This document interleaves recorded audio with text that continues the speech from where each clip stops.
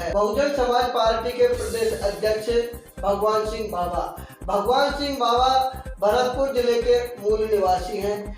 इन्होंने शिक्षा ग्रहण करने के बाद में राजनीति में कदम रख दिए। जिला अध्यक्ष रहे हैं भरतपुर के, इसके साथ प्रदेश में उपाध्यक्ष रहे हैं, प्रदेश के महासचिव भी रहे हैं, 30वीं बार प्रदेश अध्यक्ष रहे हैं और एक बार राजस्थान के प्रभारी। आइए हम बात करें राजनीति में किस तरह से करेगी सत्ता पे भागीदारी या साझेदारी। इस मुद्दे को लेकर हम चर्चा करते हैं। भगवान सिंह बाबा प्रदेश अध्यक्ष बहुजन समाज पार्टी से बात करते हैं। हाँ, जय भीम। ये जो आप लोगों की यहाँ राजस्थान में भाजपा और कांग्रेस सत्ता पर काबिज रही है, कई बार आपकी भागीदारी में विधायक भी जीत के आते हैं। अब इस आने वाले समय में जो 2023 में चुनाव होंगे प्रदेश में, इसमें क्या रणनीति है आपको? देखिए, 14 अप्रैल 1984 के दिन माननीय श्री काशीराम ने बहुजन समाज पार्टी का गठन किया। यूँ तो बहुजन समाज पार्टी पूरे देश में सक्रिय है। उत्तर प्रदेश में 4 बार सरकार भी बनी है और 5वीं बार में चुनाव हुआ। हमें उम्मीद है कि 5वीं बार भी बहुजन समाज पार्टी राष्ट्रीय अध्यक्ष आदरणीय बहन कुमारी मायावती जी यूपी की चीफ मिनिस्टर बने। सही मायने में हम लोगों ने राजस्थान में चुनाव लड़ना तो 1993 से किया। 1998 में बहुजन समाज पार्टी ने अपनी ताकत का इजहार राजस्थान में लोगों को कराया, जब हमारे राजस्थान में 2 विधायक जीत कर आए। भरतपुर जिले में नगर से मोहम्मद माहिर आजाद और अलवर के बाद सूर्य जगत सिंह दाइवा। जब 2 विधायक हमारे जीत कर आए, 2.16% वोट हम लोगों को राजस्थान में मिला। उसके बाद लोगों को लगा कि बहुजन समाज पार्टी की कोई राजस्थान में दल है। इसके बाद 2003 आया। 3 में हम लोगों ने सिस्टम से संगठन को बना के चुनाव लड़ा।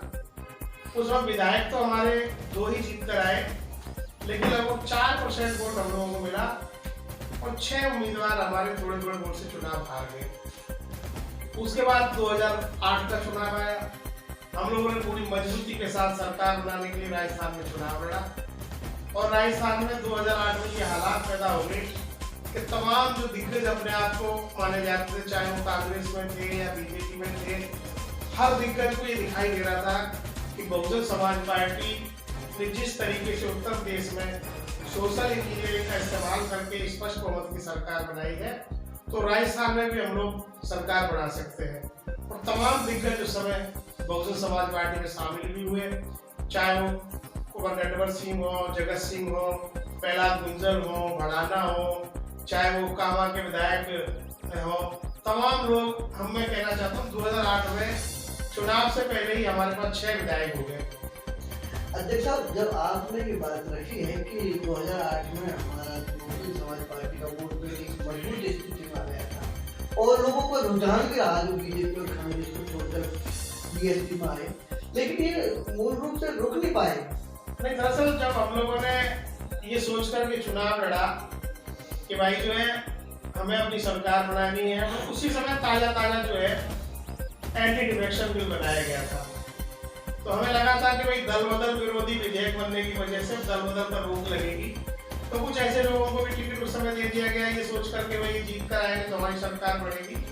तो उस समय हमारे विधायक तो 6 जीत कर आए, लेकिन लगभग 39 उम्मीदवारों ने 10,000 से लेकर 60,000 तक वोट हासिल किया। तो उस समय हमें 8% वोट मिला, 6 विधायक हमारे जीत कर आए और हम जो है सत्ता से थोड़े से चूक गए।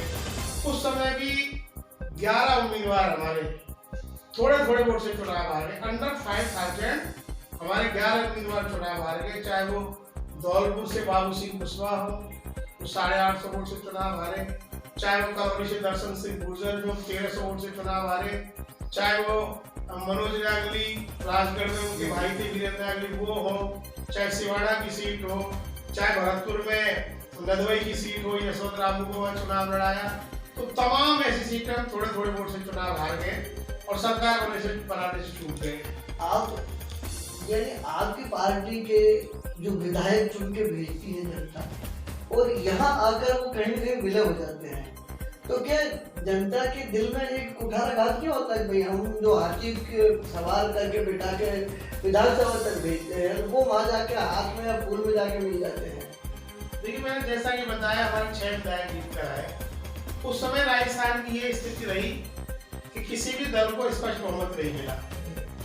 कांग्रेस के 95 एमएलए जीत कर आए, बीजेपी के 80 एमएलए जीत कर आए, 6 हमारे जीत कर आए, कुछ फिरोजलाल मीणा के विधायक जीत कर आए। तो कांग्रेस को स्पष्ट बहुमत के लिए विधायकों की आवश्यकता थी।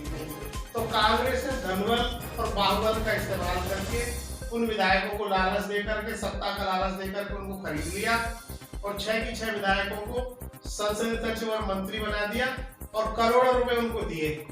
इस प्रकार से उन 6 की 6 विधायकों ने पाला बदल लिया। अब क्या लग रहा है आने वाले समय में जो चुनाव जीतकर जो बसपा के विधायक आएंगे वो अब पाला नहीं बदलेंगे? देखिए फिर मैं कहना चाहूंगा, जब 2008 के बाद 2013 का चुनाव हुआ, हमारे 6 विधायक जीत के भागने के बावजूद भी हमारे वोटर और कार्यकर्ताओं का मनोबल नहीं टूटा, क्योंकि हमारे साथ विश्वासघात कांग्रेस ने किया था। हमारे वोटरों का इससे मनोबल नहीं टूटा। उसके बाद चुनाव हुआ 2013 में, हमारे फिर 3 विधायक जीत कर आए और तीनों की तीनों 5 साल हमारे साथ रहे, एक भी विधायक में से नहीं भागा। लेकिन अभी जैसा कि 2018 में हुआ, 2018 में फिर चुनाव हुआ, 6 विधायक हमारे जीत कर आए और स्थिति वही बनी। उस समय भी कांग्रेस को बहुमत नहीं मिला था और आज भी कांग्रेस को बहुमत नहीं मिला। और फिर जो है हमारे विधायकों को यही लालच दिया गया कि आप 6 की 6 जो विधायक जीते आपको मिनिस्ट्री दी जाएगी, आपको पैसा दिया जाएगा, बहुत कुछ उनको देने का वादा किया गया और उसका परिणाम ये हुआ कि उन्होंने दल बदल लिया और 6 विधायक कांग्रेस ने हमारा फिर छोड़ लिए। लेकिन अब की बार हम लोगों ने ऐसी रणनीति बनाई है, अब की बार हम लोग मजबूती से ग्रास रूट पर वर्क कर रहे हैं और ऐसे लोगों को हम लोग चुनाव लड़ाएंगे कि वो लोग किसी भी कीमत पे पार्टी छोड़कर नहीं जाए। तो ये प्रयास हम लोगों का है। मेरा कहने का मतलब है कि आप हमारे दर्शकों को भी ये बताना चाहेंगे कि अब की बार बहुजन समाज पार्टी की ऐसी क्या रणनीति होगी जो विधायक उनके यथावत रहेंगे? नहीं, उसके लिए सबसे पहले तो हम लोग ग्राउंड लेवल में जो हमारे लोग अभी से काम कर रहे हैं, जिन लोगों को हमने सिग्नल भी दिया है तो आप लोग क्षेत्र में जाकर तैयार करिए। ग्राउंड लेवल में जो लोग हमारे काम कर रहे हैं उनको चुनाव लड़ाया जाएगा और ये प्रयास किया जाएगा कि टिकट देने से पहले उन लोगों के प्रश्नों भी देख ली जाए कि भाई ये लोग जो है हमारे साथ टिकेंगे कि नहीं टिकेंगे। हर दौर के इंटरव्यू से उनको गुजार करके ये विश्वास जब हो जाएगा कि ये लोग जो पार्टी के साथ टिके रहेंगे, पार्टी के साथ छोड़कर नहीं जाएंगे, पार्टी की रीति विश्वास रखने वालों लोगों को हम लोग चुनाव लड़ाएंगे। और हमें पूरा भरोसा है कि हम अब की बार 6 की बात जो रही है ना, क्योंकि कम विधायक जीतने के बाद कांग्रेस उनको खरीदती रही है, हम लोगों ने अब की बार ये लक्ष्य तय किया है कि अब की बार हम लोग 6 नहीं 60 विधायक जिताएंगे। जब ज्यादा संख्या में हमारे विधायक जीत कर आएंगे तो यह किसी भी दल की सरकार नहीं बनेगी, हंग असेंबली बनेगी। और ऐसी स्थिति में फिर वैसा ही होगा जैसा उत्तर प्रदेश में हुआ।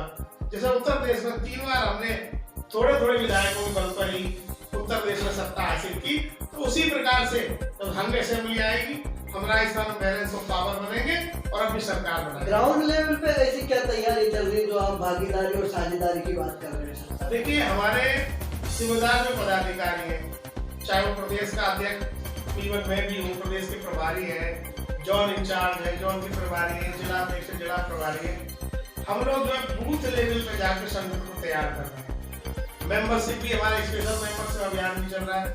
बूथ लेवल पे जाकर हम लोग युवा को तैयार कर रहे हैं, संगठन तैयार कर रहे हैं और बूथ लेवल पर संगठन तैयार करने से ये फायदा होगा कि हर बूथ तक हमारी बात पहुंचेगी। वैसे तो आज कोई भी जिला, कोई भी कस्बा, कोई भी शहर, कोई भी गांव, कोई भी ढाणी ऐसी नहीं है या नीला झंडा, हाथी निशान या आधुनिक कुमारी मायावती जी को लोग नहीं जानते, क्योंकि 4 बार की जो लोकप्रिय सरकार यूपी में रही है उसके सब लोग शामिल हैं और हमें पूरा भरोसा है कि अब राजस्थान में हम लोग बैलेंस ऑफ पावर बनेंगे। नहीं कोई ऐसी प्लान है किसी दल से आपका राजस्थान में गठबंधन? देखिए अभी हमारा पूरा प्लान यही है कि हम 200 की 200 सीट की तैयारी कर रहे हैं। अकेले हम अपने बलबूते में सरकार बनाएंगे, अकेले चुनाव लड़ेंगे, ऐसा हमारा होता है। चलिए, अकेले की दम पर बसपा राजस्थान में सरकार बनाएगी, इस चीज के लिए दम भर रहे हैं प्रदेश अध्यक्ष भगवान सिंह बावा। फिर दोबारा मुलाकात होगी किसी दूसरी शख्सियत के साथ, तब तक के लिए नमस्कार।